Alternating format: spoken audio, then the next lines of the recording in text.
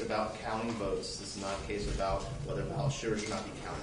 This is a simple case about access to information that the supervisor of election was required to have and required to provide. That's it, Your Honor. We're not talking about recount, and I believe what the Florida Democratic Party just mentioned, we objected to their motion to intervene. We told them that if they want access to the same records, perfectly fine. In fact, we put that in our public records case. This is not a partisan issue. This is simply access to information that the public is entitled to. So if they're intervening for that purpose, we don't object. Apparently, they believe that this case is more about a recount or stopping or stalling the recount. It has nothing to do with this case. And I have reviewed the complaint that appears what the request is for. It's specifically a public records request pursuant to the Florida Constitution as well as pursuant to Florida statutes. Absolutely, Your Honor. Yes, sir. Yes, may I be heard on our intervention on behalf of the Florida Democratic Party? The letter attached to the complaint, yes, sir, which is a public records request, requests public records, and says in part, we request that you stop canvassing ballots immediately. So 2 points. One is I was actively involved representing the Florida Democratic Party in the 2000 recount on behalf of Corey Lieberman.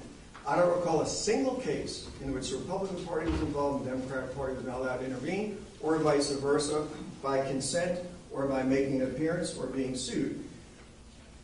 So part of their request is to stop canvassing ballots. It's in the letter, and I direct your attention to the first full paragraph on page 2. As the Florida Democratic Party, Your Honor, we have a lot of voters in Broward County. We have voters who have provisional ballots. We have voters who have absentee ballots. We have voters who have military ballots. We have voters who have regular ballots. We have voters who have mail-in ballots. If I could just stop you a second, counsel, I realized that that exhibit was attached, but it wasn't attached as the relief requested in the complaint. It was attached as an exhibit showing that they had requested information, and that information has been denied as of, I believe at this time. Currently, has that information been provided, counsel? No, Your Honor. Okay, so within the complaint, if you could just hear me out, if you look at the complaint in paragraph 12, Roman numerals 1 through 7, and if you look at the wherefore clause, nowhere within paragraph 12, Roman numerals 1 through 7, nor within the wherefore clause, other than C, grant any further relief as the court deems appropriate, is there a request to stop counting? Well, that letter, though, should tell you what exactly is in play here, and it is part of that because there's a public records request they want this done in 1 day. The supervisor election happens to be a little busy now and tied up. They're counting votes. It's all hands on deck to meet the certification deadline of November 10th. There are other times in which they can get Sir, this. if you could get to your motion to Sure. intervene, Yes. and rather than making an argument. Well, the motion to intervene is tied in a bit to the argument because our concern, and why we want to be in this case, is our concern that their public record request will hamper the ability of Broward County voters to have all of their votes counted while they're dealing with side issues. Okay, well then, for those, for that limited purpose, counsel, do you have any objection to them intervening with regards to making that argument? Briefly, Your Honor, yes, because I believe their intervention to make that argument would be a sideshow to the very nature of their action that was brought. Our wherefore clause, as you rightly identified, does not mention anything about stopping canvassing. We tailored this lawsuit to the issue at hand, access to the information that we think we are entitled to. It has nothing to do about canvassing votes, and frankly, Your Honor, the information that the supervisor of election did not provide to us is required by statute that she has, specifically 18-1S-2.043. She should have already submitted that information to the Department of State, so that information should be readily available. This should not be a drain on resources and interfere with the supervisor of election. However, I want to end with, Your Honor, we were very careful with this complaint to narrowly tailor it to the relief we're seeking. This has nothing to do about counting votes. This has nothing to do about inspection of votes to decide whether or not they're in or out. This is simple information about how many votes are left to be counted, how many votes are counted, and these daily reports that she's required by statute to provide. Yes, sir. Your Honor, they've asked in their letter that Sir, they, the letter isn't the request, though. and what they are seeking here is to have copies and inspections made of Pursuant to the information. Florida Constitution and Florida statutes? The Florida statute, which says they should be provided in a reasonable time, under reasonable circumstances, under reasonable conditions, not the next day. When they send a letter, file a lawsuit, and have a hearing, all within the course of 24 hours during an election, to have the supervisor's office stop, we have a definite interest in that as the Florida Sir, Democratic Party. I will grant the motion to intervene without prejudice. Thank you, Your Honor. Thank you, Your Honor. Yes, sir. So we argued a little bit about the substance of our complaint at this point in the immediate request for a hearing. I want to address 2 quick points, Your Honor, outside of what's in our complaint. The fact that the Florida Constitution, the Florida statute, provides public access to information such as this is unquestioned. Chapter 119 specifically references ballots and ballots information within what is permitted as a public record. In fact, this morning, we had a case in Palm Beach County regarding public records of ballot information, which the Florida Democratic Party brought, and it was undisputed that this type of information is a public record. So I don't believe we have an issue about whether or not this proprietary of this information is a public record. Second, under the reasonable time and reasonable circumstance issue, there is nothing more fundamental than the protection of our vote. The fact that the supervisor of election in Broward County is not providing information that she's required to provide is simply concerning, Your Honor. That is the reason why this request was made yesterday, because the information that we requested as a firm on behalf of our clients is information that the supervisor of election should have already compiled and should have already submitted to the state. There should be a text delineated file on her computer that contains this information. That's what 1S 2.043 says. If that's not there, we have a whole different issue. But our response that we got from the supervisor of election was nothing.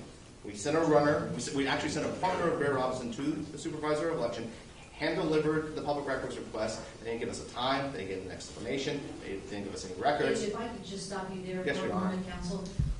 When was the letter delivered? At what time? I believe the letter was sent sometime after 12 till before 1 yesterday afternoon. Between 12 and 1 p.m.?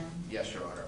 And I want to say, before that time, we had been working and calling and dealing with the supervisor elections, not just of Broward County, but of all counties to get the same information. Some counties were providing that information. Some counties it was easy to provide. Some counties we had multiple conversations. Yesterday morning was when we realized that we were not going to get the information from the Broward County supervisor of election. She was not going to provide that information to us. That's the reason why we drafted this public records request in the morning, figured out which documents that she would have readily access. We did not want her to create documents because we knew that that wasn't a valid public records request. We didn't want to take her away from the job of counting the ballots. We wanted documents that are very specifically tailored that wouldn't interfere with her duty to count these votes. And that's what this list is. These are narrowly tailored requests that she should have already had and produced to the Department of State that should be one click away on her computer. This is not a burdensome request. This is not something that's exempted by Florida law. This is a simple request that the supervisor of election should have provided. And, Your Honor, I want to add in our letter, and as we stated at the supervisor of election, we're happy if the information goes to both parties, all parties. This is not a partisan issue. We want this information to be produced. It can be produced publicly, it can be given to us, and the other side, as soon as it's ready, it can be put on a website. This information needs to be published. That's the sole purpose of this. And finally, Your Honor, I want to buttress that argument with the fact that Chapter 119.07 sub 5 specifically talks about public requests of ballots. There's a section in it regarding ballots during an election. It is not something that is foreign to this legislature who created the statute or the Florida Constitution that a public records request happens during an election, and that requires certain handling. We ask for that handling. We ask to follow the statutory framework of Chapter 119 to request these records during the elections. That is not something that is rare. That is not something that the legislature didn't foresee. That is specifically covered in the statute. So we believe that a request yesterday for information that was readily available, provided to both sides, should have been produced, And we believe that a failure to do that does not meet the reasonable time and reasonable circumstance standard of Chapter 119. And we ask the court to immediately order the supervisor of election to provide this information and find that she violated this chapter. Thank you, Your Honor. Yes, sir. Yes, Your Honor. Eugene Pettis on behalf of Dr. Snipes. Counsel is right. We all recognize that we're talking about public records information here. This is all about timing.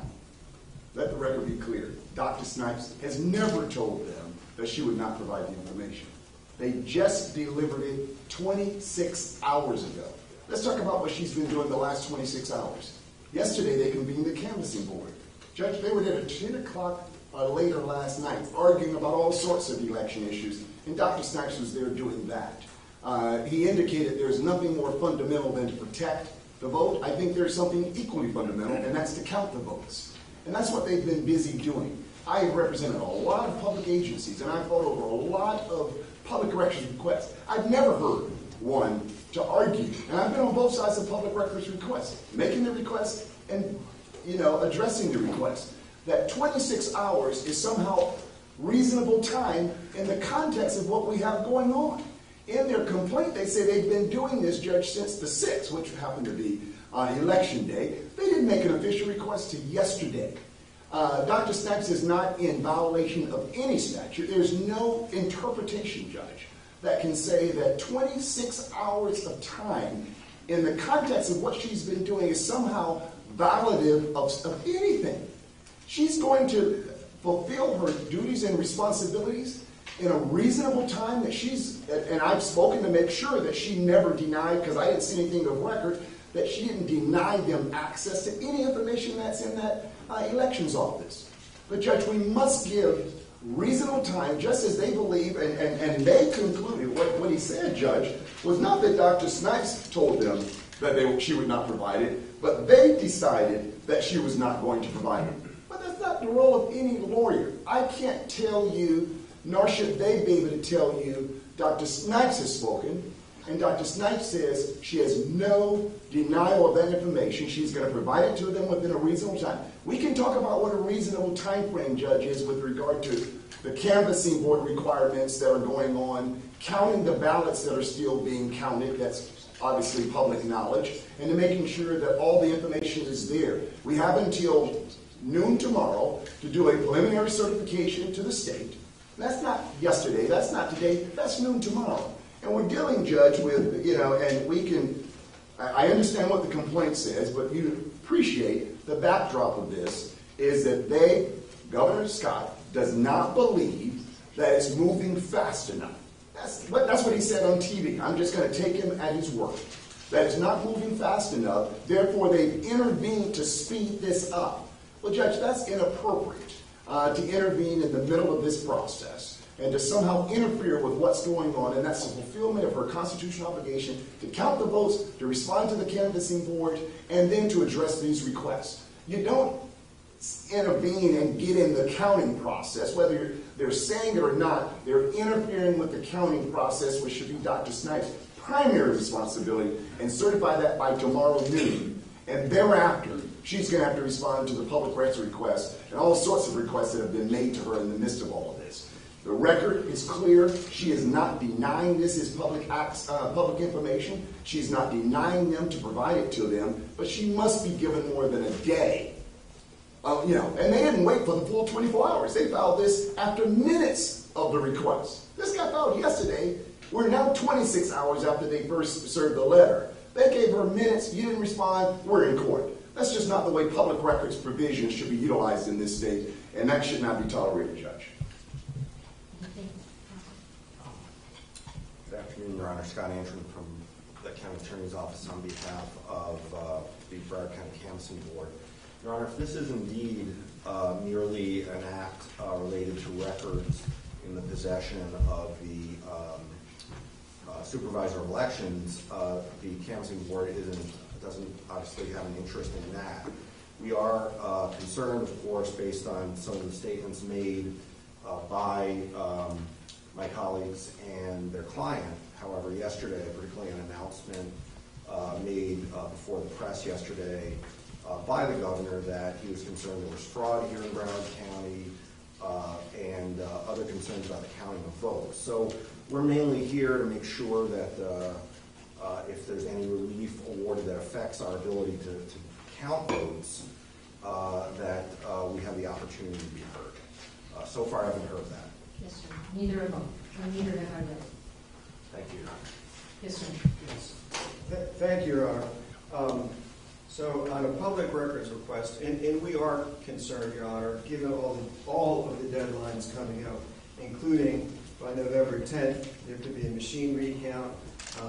There's a lot happening right now, as Mr. Pettis spoke about, to go aside. But more importantly, Your Honor, as a matter of law, there is no case in the state of Florida where a public records request had to be complied with within 24 hours. Now, there's a lot outside this courtroom going on, allegations about this, allegations about that. None of that is before your court in any verified pleading or otherwise in terms of any wrongdoing going on in that case.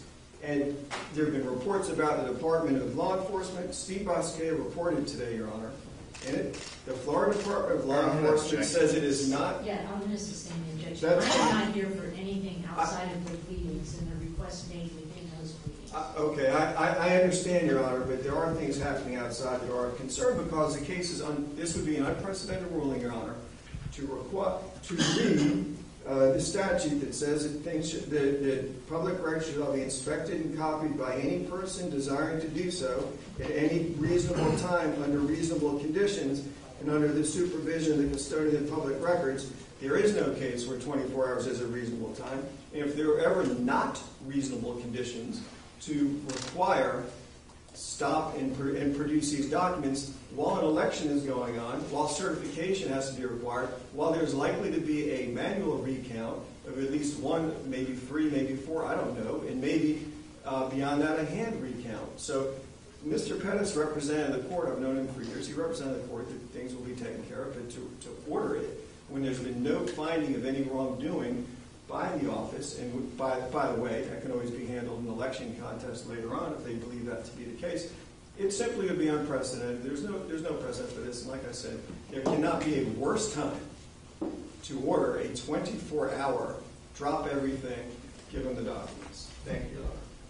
Yes, sir. Your Honor, briefly, all the outside issues have nothing to do with this case. And I respect the canvassing board attorney for saying and recognizing that this is a very narrow case. This is not a drop everything type of public records request. We didn't ask for every email communication, every text message. This is information that the supervisor of election should have already compiled and saved as a text delineated file on her computer. This should take 10 minutes to do, Your Honor. And so, Your Honor, when under a reasonable time and under a reasonable circumstance, 24 hours to me, Your Honor, is more than enough time to comply with this public records request. This statute specifically recognizes there are situations where a public records request will be made during an active election. The public records request doesn't bar request during that period. The act doesn't say you can't do it. You got to let the supervisor of election do one of her constitutional jobs before she does her other constitutional job. There's no law regarding that. There's no requirement of that. The supervisor of election has a constitutional duty to respond to this public records request. She did not deny the request, but she hasn't responded. Not responding is denying the public records request. This is a simple public records request that the supervisor of election should have and she could be able to comply with within 10 minutes due to the requirements of the Division of Elections in the Department of State. Your Honor, we believe that we're entitled to an order compelling the supervisor of election for Broward County to produce these public records by within 2 hours, because this information should be there, unless the supervisor of election is telling me that this information doesn't exist, which then is a whole different issue. Yes, sir. Okay. I did just receive this complaint this morning, and since this morning until this afternoon when this hearing began, I have been reviewing all of the documents, going through the Florida Constitution as well as Florida statutes, going through the Attorney General opinions with regards to previous cases that have been brought before the court. And upon review of all of that, as well as specific cases, and one of the issues that has been brought up during the hearing and hearing the arguments from both sides with regards about justice and delaying.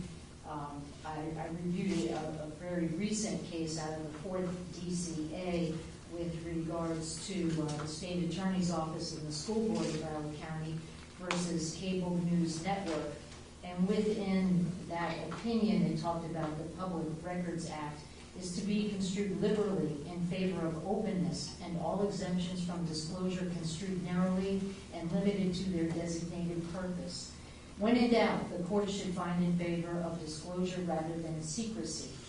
And they also go on in the concurring opinion to talk about this and essentially say that justice delayed is justice denied. Reviewing Florida Statute 101.5614 talks about the canvassing of returns, talking about the reasonableness of time, because I wanted to know, and that was why I had one of the first questions with regards to when was this letter presented, when was the request made, and I found the Florida Statute 101.5614 subsection 1. As soon as the polls are closed, the election board shall secure the voting devices against further voting. The election board shall thereafter, in the presence of members of the public desiring to witness the proceedings, verify the number of voted ballots, unused ballots, provisional ballots, and spoiled ballots to ascertain whether such number corresponds with the number of ballots issued by the supervisor. If there is a difference, this fact shall be reported in writing to the county canvassing board with reasons therefore, if known. And the total number of voted ballots shall be entered on the forms provided. That is on the very moment that the polls are closed, as soon as the polls are closed. And then I went on and I did some research with regards to election dates. And has been argued here, no later than tomorrow, Saturday, November 10th, is the deadline for the county canvassing boards to file first unofficial results of the general election with the Department of State, pursuant to sections 102.141 Florida statute, no later than noon of the 4th day after a general election. With regards to Florida statute 119.07, inspection and copying of records, 1A, every person who has custody of a public record shall permit the record to be inspected and copied by any person desiring to do so at a reasonable time, under reasonable conditions, and under supervision by the custodian of the public records. Going on to paragraph 5. When ballots are produced under this section for inspection or examination, no persons other than the supervisor shall touch the ballots. If the ballots are being examined before the end of the contest period, in 102.168, the supervisor of elections shall make a reasonable effort to notify all candidates by telephone or otherwise of the time and place of the inspection or examination. All such candidates or their representatives shall be allowed to be present during the inspection or examination. Further, pursuant to the Florida Constitution, Article 1, Section 24, access to public records and meetings. A, every person has the right to inspect or copy any public record made or received in connection with official business of any public body, officer, or employee of the state or persons acting on their behalf. This section specifically includes the legislative, executive, and judicial branches of government, and each agency or department created thereunder, counties, municipalities, and districts, and each constitutional officer, board, and commission or entity created pursuant to law or this Constitution. Going back to 2001, when the Attorney General was Bob Butterworth, and he wrote a legal opinion, 2001-37, an advisory opinion, and discussed other cases that had been brought. Sentinel Communications, Inc. versus Anderson. Also, Knight Rider, Inc. versus Stafford.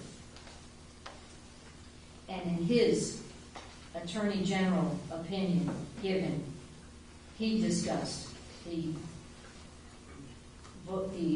allowance of this information to be disclosed. And these were cases that were going on, once again, during the election as the votes were being counted. This was an overvote and undervote ballots. With regards to the complaint that had been filed in this case, again, his complaint did not discuss the issue of fraud. It did not discuss other issues that have been brought up here that may be transpiring or heard on TV, heard out on the street, heard on blogs, heard in Twitter, social media, I don't know where. But the only thing that this court is concerned with are the pleadings before the court here today and the emergency complaint that was filed in this case to enforce the Florida Public Records Act and request for immediate hearing. We are here because the court, pursuant again to Florida statute, an immediate hearing is required, and that's why we are here this afternoon immediately. Hearing argument from everybody, having reviewed the Florida Constitution as well as the Florida statute, as well as the Attorney General opinion, going way back to 2001, nearly 17 years ago. This court finds, once again, Broward County is under the microscope and being viewed by the entire nation. And reviewing, hearing argument, this court finds that there has been a violation of the Florida Constitution, the Florida Statute, Public Records Act, and pursuant to the applicable case law. The Supervisor of Elections, Supervisor Snipes, shall allow for the immediate inspection, copying, photocopying of the requested records in paragraph 12 of this emergency complaint, Roman numerals 1 through 7. Again, it's this court's understanding and hearing argument from counsel that this is information that should have already been compiled, already be within the system. And if it's not already in this system, that's a whole nother issue that has not been brought before this court. It should be there. It should not slow down the proceedings. It should be a matter of record at this point. The additional request, when in paragraph C, where it says grant any further relief as the court deems appropriate, the additional relief would be that there shall be no spoliation of the records requested pursuant to Florida Statute 119.071A with regards to request Roman numerals 1 through 7. And that the request shall allow for the immediate access of the requested public records. And by immediate request, I mean on or before 7 p.m. this evening. And I will prepare a written order as well. That's my verbal ruling for now, and I will get out the written ruling as quickly as possible. Thank you very much. Have a good day. Thank you, Your Honor. Thank you.